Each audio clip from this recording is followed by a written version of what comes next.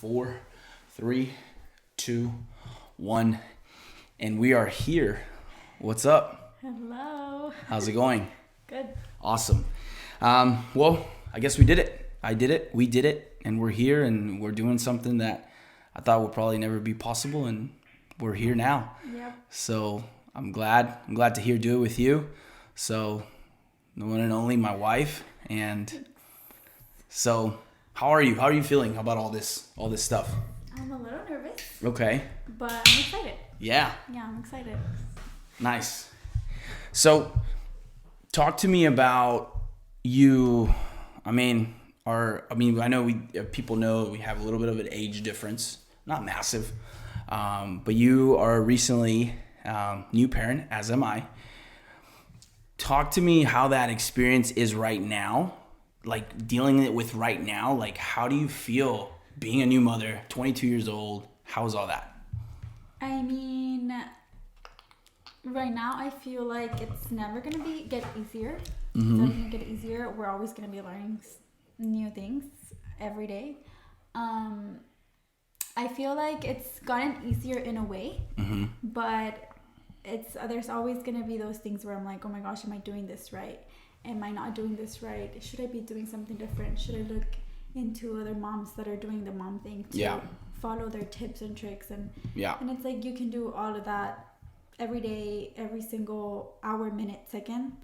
But at the end of the day, what's important is that it's just a natural thing to do, to be a mom. It just comes natural. And honestly, no moms do it perfect, but it is perfect in their own way. Yeah. You know what I'm saying?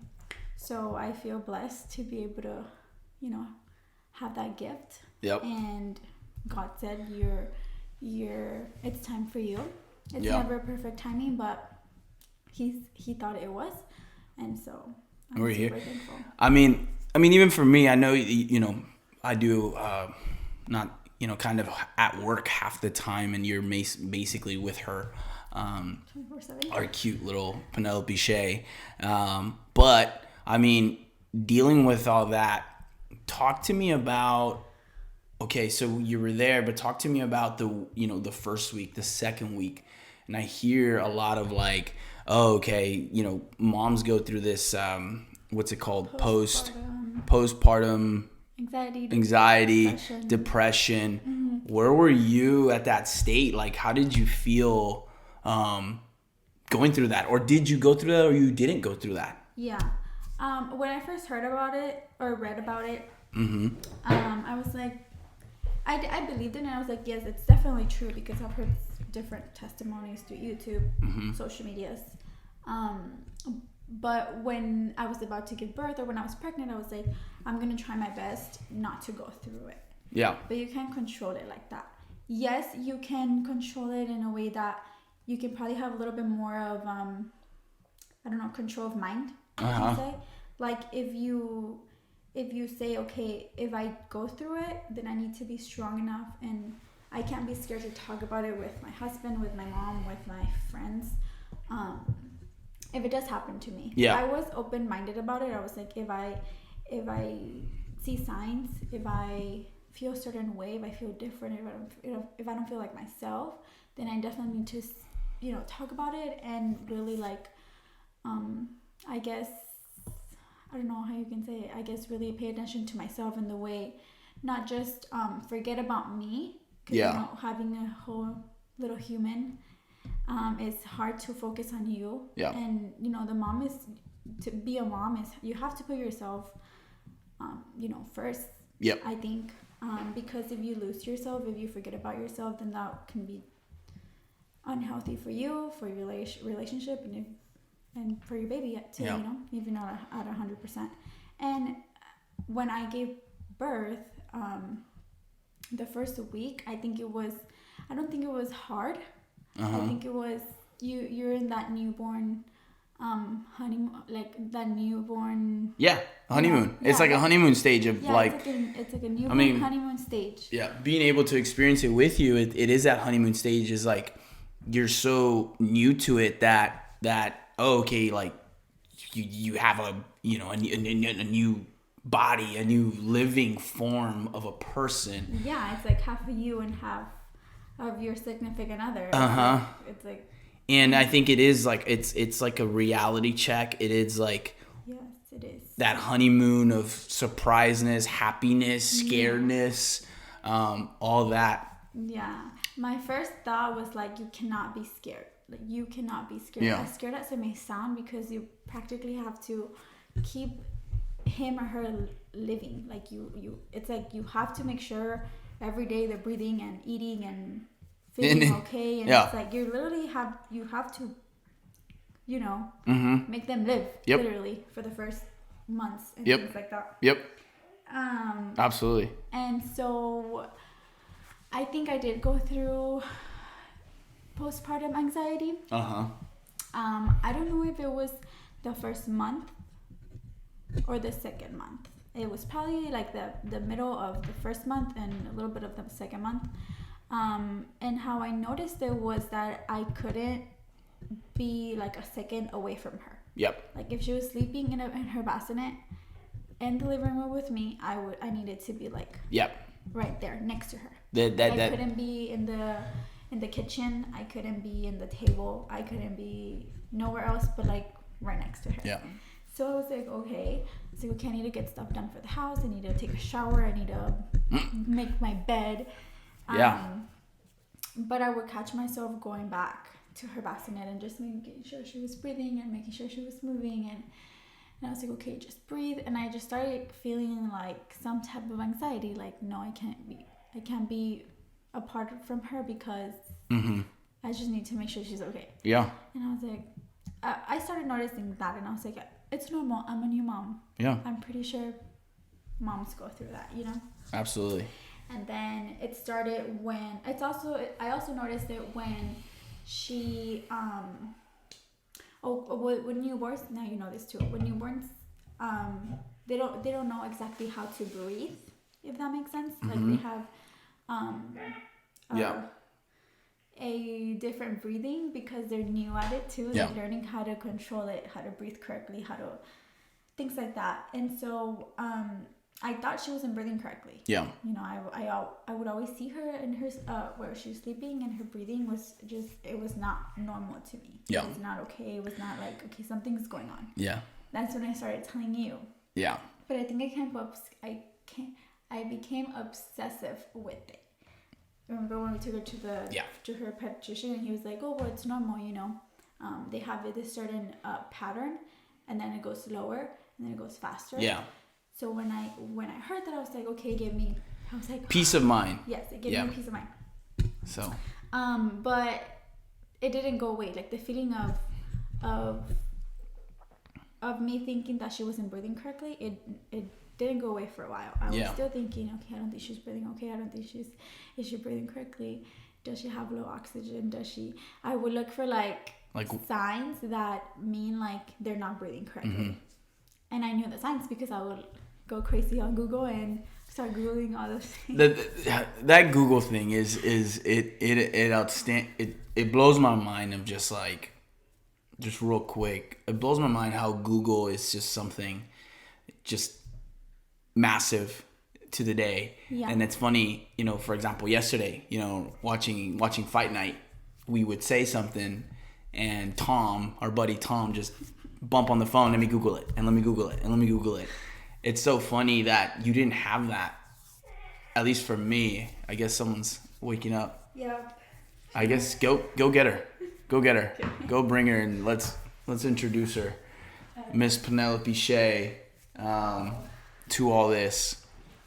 And I guess we'll do a little waiting on that for her.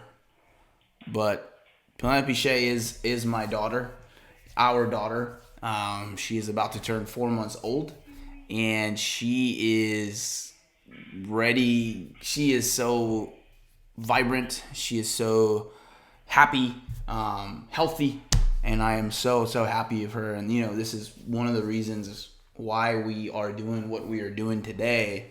And she is coming in today, Miss Penelope Shea. Here she comes with her best friend, her mommy. So bring her in. Let's bring her in here. Just watch out with the lights. Yeah. Nice. Penelope Shay. What's going on? What is up? Surprise guest on the episode 1 on all this. She was like, you guys are not doing this without me. Yeah, there you go. Penelope Shay. What's going on? Good morning. Good morning. How are you doing? You doing okay? Yeah? We're doing it. We're doing all this. We're going at it. And it's because of you. You've motivated us to do things that, we didn't think we were going to be done. Yeah. And now they're here. And it's because of you. Definitely. Google, crazy. Yeah, it's crazy. It's crazy because you can tell yourself like, no, like, you have to have some type of self-control. But it's just hard. It's like you can tell yourself as many times as you want. But until you like accepted the fact that you have something, like for example me, postpartum anxiety. Yeah. It's like it's taking over me because of the fact that I'm Googling every little single thing that I think is wrong with her. Like, why does she have a red mark? Why is her hair not growing correctly? And you just and the thing, the good and the bad thing, I guess you can say, and I can get like probably corrected on this, but you begin to just be like self-medicate yourself constantly. I guess like, so. That's like, oh, I have this. Oh, this is it. And it kind of blows your mind. It does. It just blows your mind. Yeah, it does, because you start just believing in it, and you start feeling certain things. Yeah. And you're like, wait, no. So now I have this, and and then that's your life now. Yeah. And it's not. That's the thing. And it's not. Going back, to this season that we are in, and hopefully at the end of this season, this entire COVID season, right? You kind of don't hear anything about it for a bit, and you feel comfortable. You feel like you can walk around, you can feel you're fine, right? And then you hear a buddy of yours or a person that you haven't seen in 2 months texts you and says, "Hey, I have COVID." Yeah. And this is what it is. So then and then your mind just goes off and goes, okay, well, my throat kind of hurts, and now and you start shaking, you start you start rattling, but it's kind of like this Google effect of you read something, you start to believe it, and then you hear something, and obviously we're in this season and all this stuff of this virus, but it starts to get you going, and you start self-medicating yourself on your own, and saying, I have COVID. Yeah, it happens with anything though. It's not only COVID. Yeah. Like if you feel a little bump on your back, oh my gosh, is it cancer? Is it a tumor? Is it? Yeah. Am I gonna have to get surgery to remove it? You know what I'm saying? Like, and you start Googling, why do I have a bump on my back? And then it goes into the snowball effect. All these diseases come out, and I have all of this. Yeah. What in the world? Like, why? And then you don't have anything. And you don't have anything. Yeah. It went away yesterday. Yeah. You know what I'm saying? So. Yeah. And so yeah. Look, but now let's go back to, okay, we talked about the pregnancy, and then going back to your week 1, week 2. Yeah. Talk about those days that I was with you, but you were more experiencing. I was literally just sitting there and just trying to support you as best as I can. But talk to me about knowing we went there to do a per se natural, and then what does your mind go through, and how do you see it now that you went through all that process? So I think I had this idea in my head of how my birth was gonna go like. Okay, I'm gonna go in, they're gonna have to put all these things on me. I think I had this whole idea because of all the videos I watched. TCP. Because of all the videos I watched on YouTube. I was like, that looks so easy, so fast. Like I just thought like I'm a healthy girl of, I'm pretty active, sort of. Absolutely. Everything should go okay, you know. But not that it's not good to think that, but to me, how I see it now is like I shouldn't have planned or imagined how it was gonna go. Yeah. Because then I was so disappointed and upset about the fact that it didn't go how I pictured it. You know what I mean? Mm-hmm. I mean, I planned on having a natural birth per se, without an epidural, without no medication, without nothing. I started reading more about the epidural and I didn't want to do it. Yeah. But I was open-minded about it. I was like, if I need to do it, if I can't do it without it, then it's okay. I will get it. Yep. You know what I mean? But when the doctor told me that, you know, when he said, you know, I'm gonna give you an hour until you dilate up to 10. If you don't, then we have to go for it. Yeah. That was like some crazy, and I wasn't even there, but that was, I mean, in your position, I was there. Yeah. I was there. But that's a crazy like position to be in, and crazy pressure of like, hey, you have an hour. Yeah. And especially after trying for whatever the hours, I don't even remember. It was so long. It was long.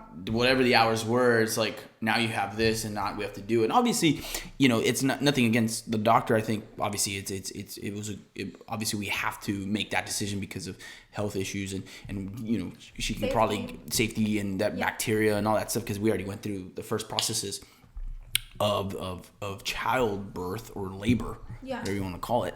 But that's some crazy pressure to say, hey, you have an hour. Yeah, it's like, and then you as a new mom about to give birth to someone else, I guess it happened to me, not sure if it has ever happened to other moms. Yeah. But you become selfish and you stop thinking about them. Yeah. And you start thinking about you, like, why can my body do it? Yeah. Why am I too weak for it? Do I not have? And you start like kind of like. You just not hating yourself, but you just get really, really upset. Yeah, you get into your head and you get so disappointed in your body and in you, because like, why can my body do it? Mm-hmm. How am I so different from other girls? You know what I mean? And it's actually a really bad thing to do to yourself, because you just created a whole human being, a whole 10 months, 9 months, and for you to just say like, you know, oh my gosh, why can't you do it? Why am I this weak? Is there something wrong with me? Yeah. You know, things like that. Then you're going to like, I'm young, I'm healthy, like why not? You know what I'm saying? Mm-hmm. What I mean? So it was a lot of pressure, and I put myself down a lot. I was very disappointed in myself, especially. Not her. I was never like, oh, because of my baby, or never. Yeah. It was like me. Like, why can't I do it? Why can't I do it? Why can't I? Yeah. I mean, it goes through it, you know, and even to the point, it's like, again, you got to go to, of course, you know, the big guy on top, in our Lord and Savior, and just be like, you know what, this is the way. This is the way you wanted it to be. This is the way he wanted it to be. This is the way it's planned out, and look at her now, smiling, ready for Super Bowl Sunday. Yeah. And you know, she's healthy, and you know. Because as natural as a birth can be, it can also be very dangerous. Yep. Even a C-section can be very dangerous. You know, I know. It's like it's I didn't know that. I thought that it was safer. No. Because you just cut. It's both. I mean, I don't know if it, too much, but cut and pull out. Both things. It's but that's still dangerous. You know? No matter how good your doctors are, no matter how anything, no matter how much you've done throughout your pregnancy to prepare, anything can be dangerous. And you know, I was thinking after everything happened, I was like, it happened for a reason, you know, not to think bad or be negative, but what if I would have, you know, insisted and be like, no, I want a natural birth. What if something would have happened to me? Yeah, what if something would have happened to her? You know what I mean? So I was like, I'm just thankful that, you know, I had you to talk me through it and just give me that strength. Yeah. Because at that moment, you're not thinking about anybody else but you, and so how disappointed I felt. My head didn't have room to be like, you know, you have your husband here, you have your family that's supporting you. Thankfully, you're gonna have a healthy baby. You're healthy. You're okay. I mean, nothing's wrong. Your body just couldn't, you know, it couldn't dilate. Yeah. And it's like you just have to accept it and be like, that's okay, because for a reason I'm going through this. Yep. But I mean, props to moms who give natural birth, and props to C-section moms. You know what I mean? Both are so hard. Both recoveries are difficult. Personally, I never experienced a natural recovery, but I have experienced a C-section recovery, and it is so tough. It's so painful. They are worth it, honestly. You just look at them and you're like, nothing hurts, nothing's wrong. I'm okay.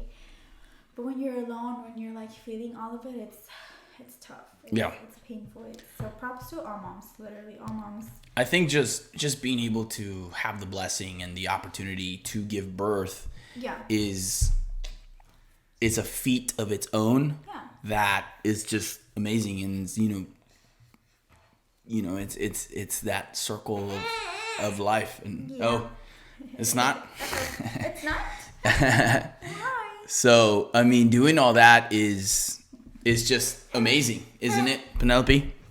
Is it, Mama?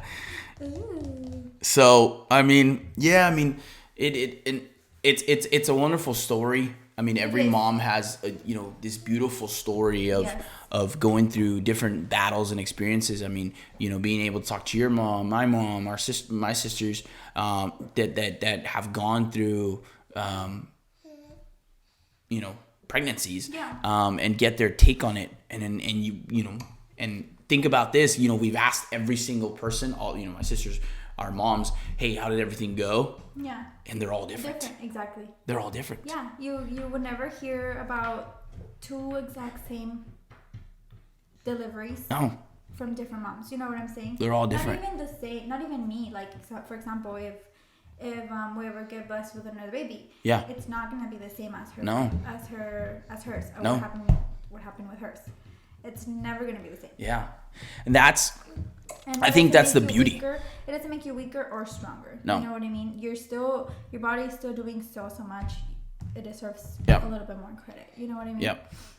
That's the amazing part that, I hope everyone is able to see in their own point of views on childbirth and pregnancy and labor and the process and the 9 months, 8 months, or, all those things. Tell me, and now being here today, what like right away, okay, born, right? Mm-hmm. Obviously I have my crazy goals for her and all that stuff, but talk to me about like, what are some things that you like first thought, like this is something I want for her. This is something I hope, obviously you wish her the best, and we wish her the best, and we want her to achieve any goal that she wants. Right. But what did you think right away? Like, okay, this is what I want for Penelope. This is what I want for my daughter. What I first thought was that I needed to be a better person for her, especially a better person. But not just, I was like, you can't just say it, you can't just be like, okay, I'm going to be a different person for her, and then I'll wake up the next day being a hood. No.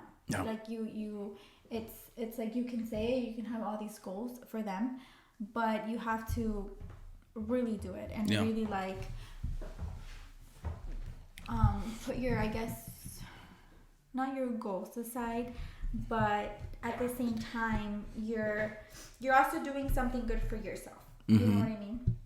But it's not putting goals aside. I think it's adding to your goals. Well, yeah. You know what I mean? Yeah. So like, for example, if a goal is to buy a house, right, or graduate if you haven't done so, or whatever it may be. Yeah.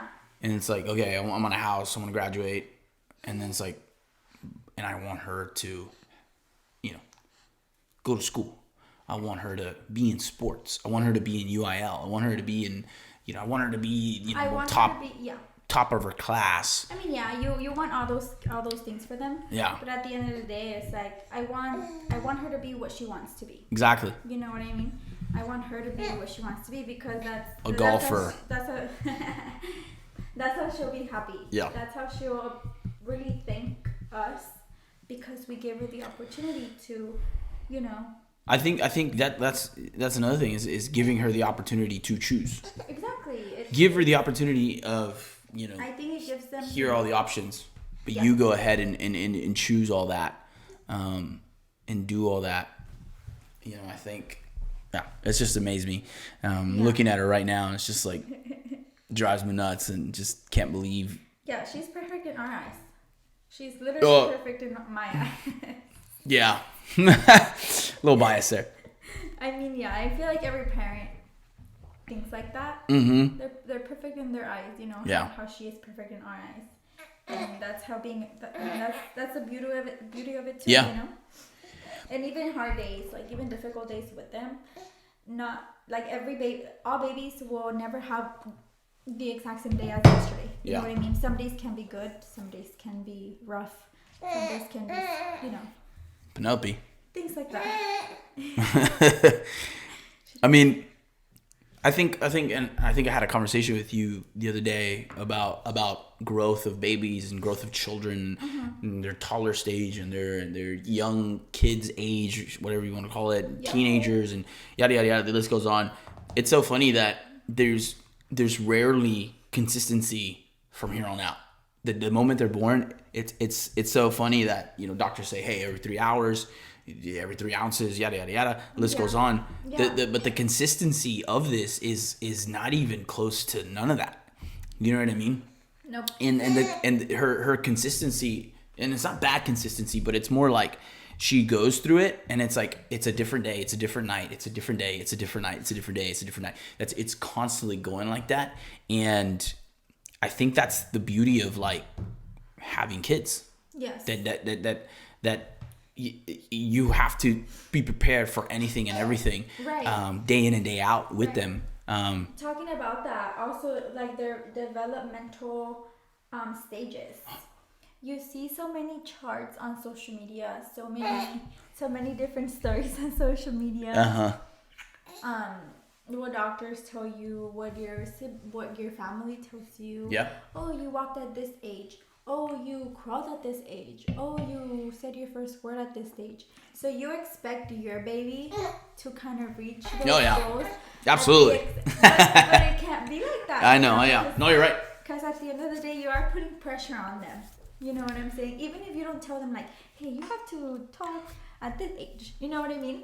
You're still you don't have to tell them. Mm-hmm. You're still putting pressure on them.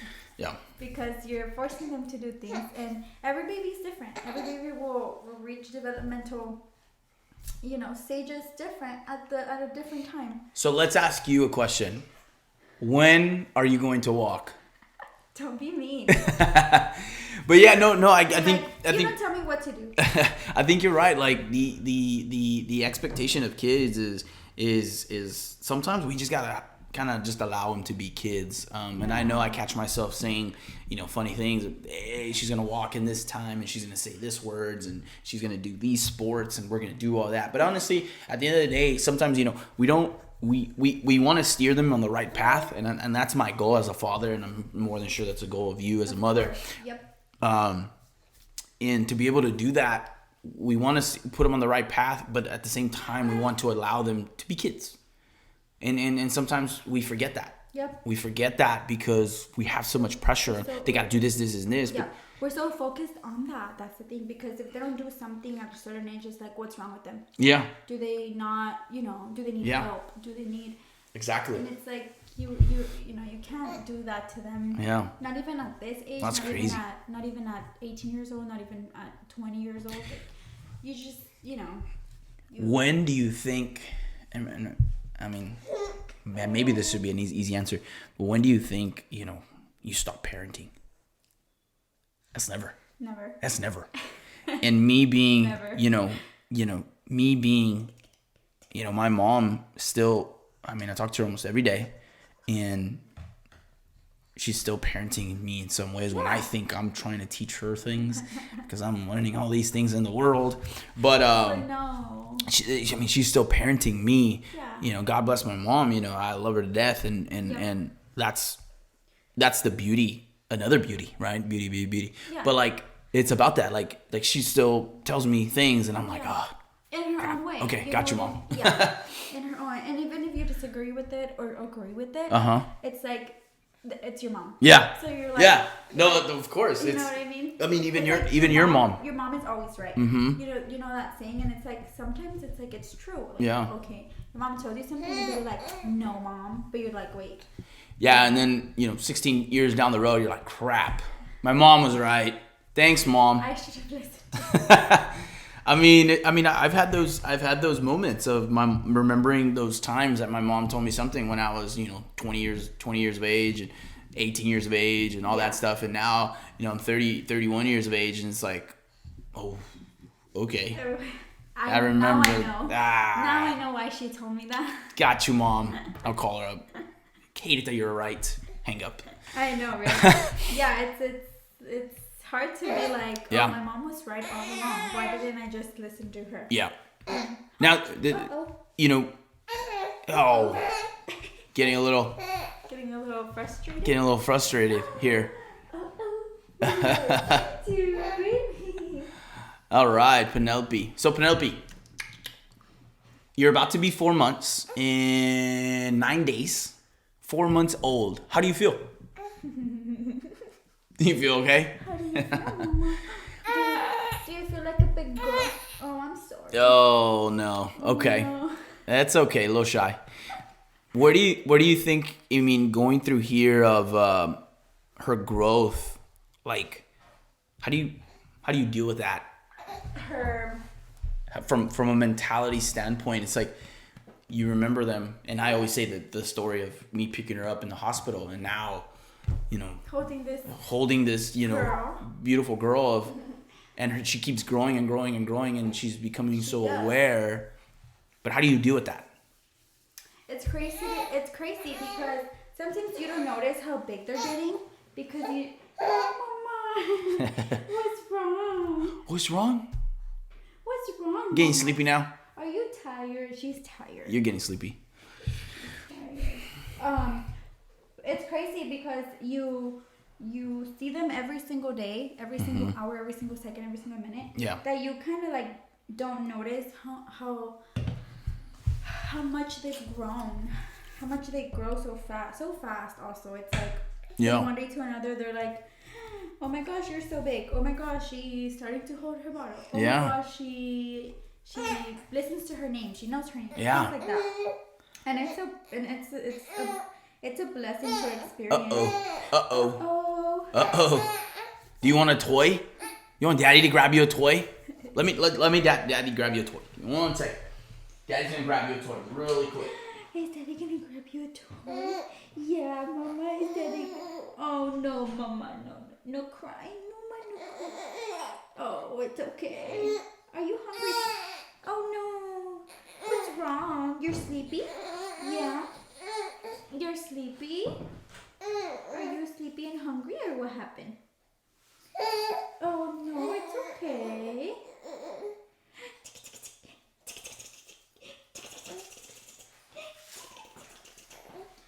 So here is her little first bear. Yeah, this is her first bear. Remember that when I got it?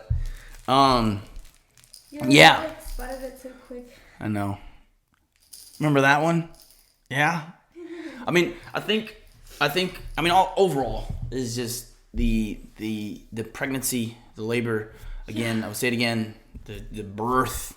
Yeah. It's a beautiful thing to see, and I am so blessed to be able to be at least a part of the journey. I know I didn't experience anything yet, but I can just imagine that it's a tough battle, good battle, but it's a tough one, but really, really rewarding. Once she's here and just being able to hang out. Yeah, and you rarely even remember those difficult times. You know what I'm saying? Yeah. When I felt tired at 39 weeks, I was like so tired, so drained. I was like, I cannot wait. How do you feel like? I know mentally you start thinking all these, I would just say, not good things, as far as the frustration of that you're getting, that you're just like, I just want to have this baby already. But how do you feel like? How's that experience of like growing? Of knowing that a baby is growing in your stomach, in your belly. I feel like whoever has not experienced it, you don't go day by day saying like, oh, I felt her grow, like, oh, I felt her. Well, you don't feel it. No, you don't feel it. That's the thing. So as your belly grows, you're like, it's like for me it was unbelievable every single day. I was like, I can't believe like. My tummy's growing, so she's growing. Yeah. You know what I mean? a little heartbeat. Well, that was. Yeah, this was. In my head. You know, Yeah. A little heartbeat, little fingers. All that. Like their little everything, you know. Mm-hmm. And it's crazy because, first of all, it's like my body is able to do that. Mm-hmm. Second of all, it's like just crazy that they're able to be a part of you. Yeah. Because they're a part of you when they're in there. You know what I mean? They're a part of you, and it's also very scary because certain things you can't do. Some girls, you know, unfortunately, they can't do certain things. They can't eat certain things like that. Well, a lot of stuff like, I know.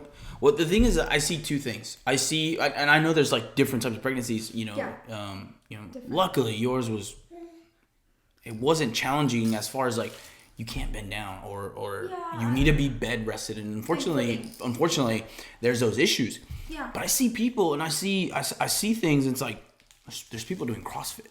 Yeah. And they're like 30 weeks or whatever it may be. I don't know. It's amazing. Like I would look at And it's like, aren't you not supposed to do that? But I know they. No, but you can. That's the thing. However, I've heard. It's the first, or what was it? The first trimester. Well, I've heard. But you need to be the most careful. Something like that.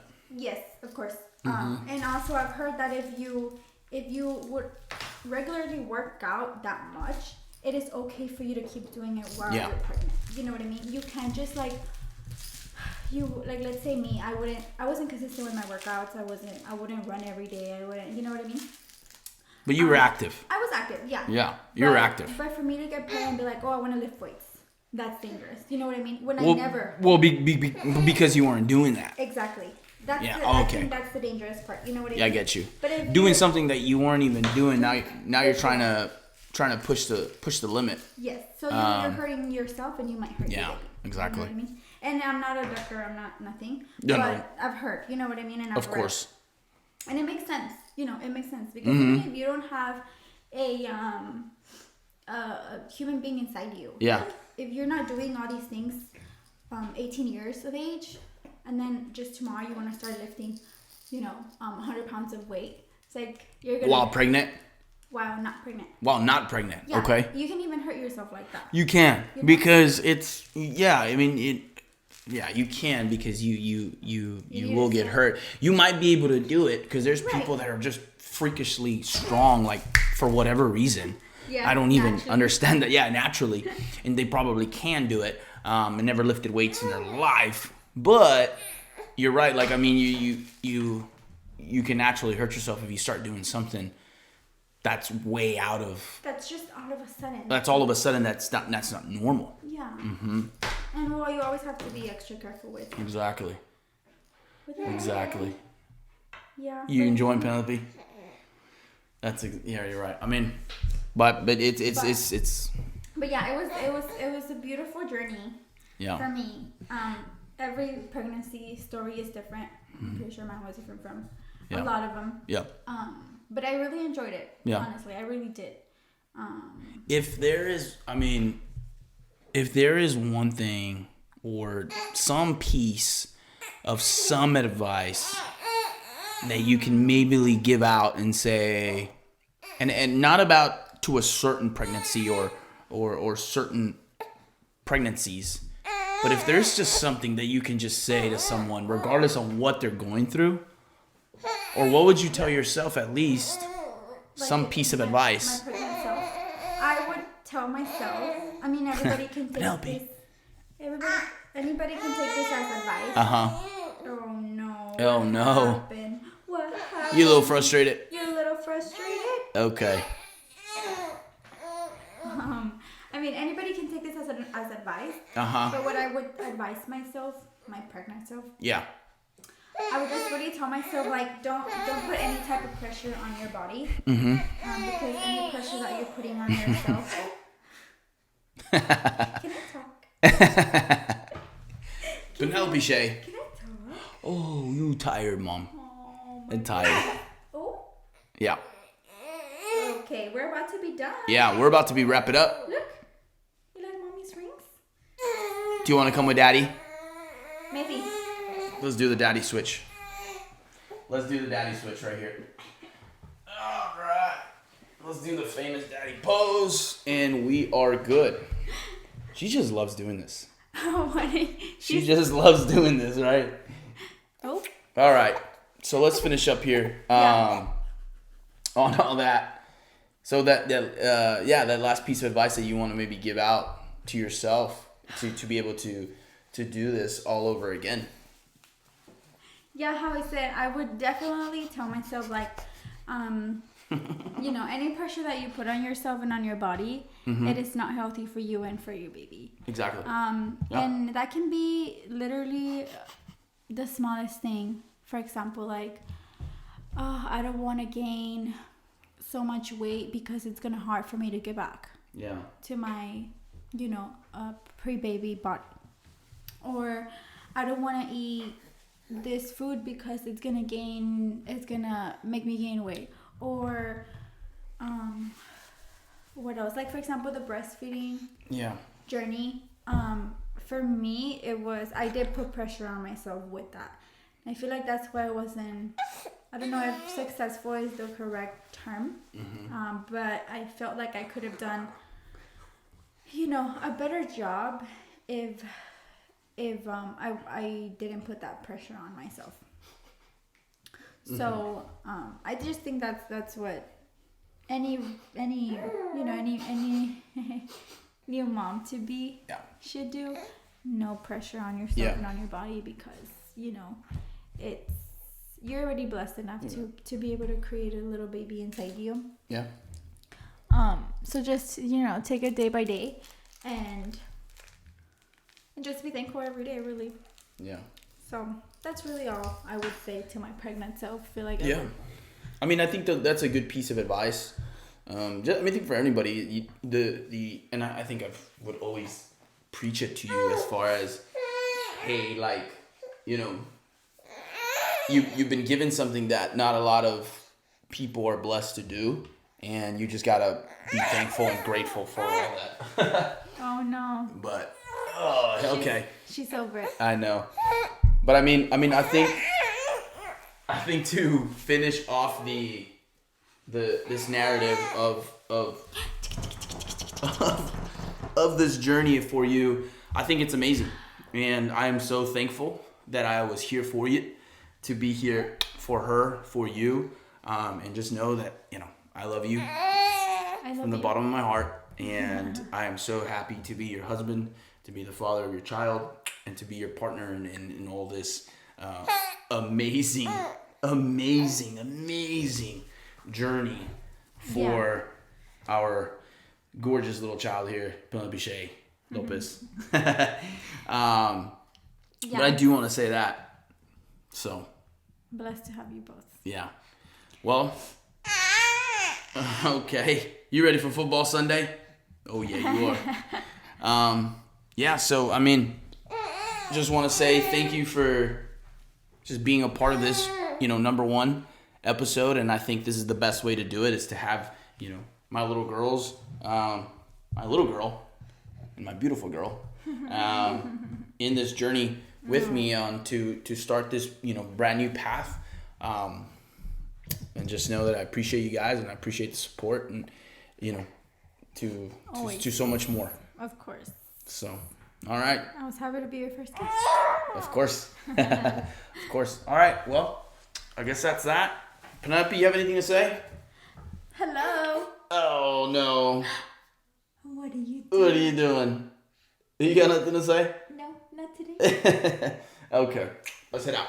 So, all right. Thank you, and thank you. You will be here again. I know you will. I know. All right.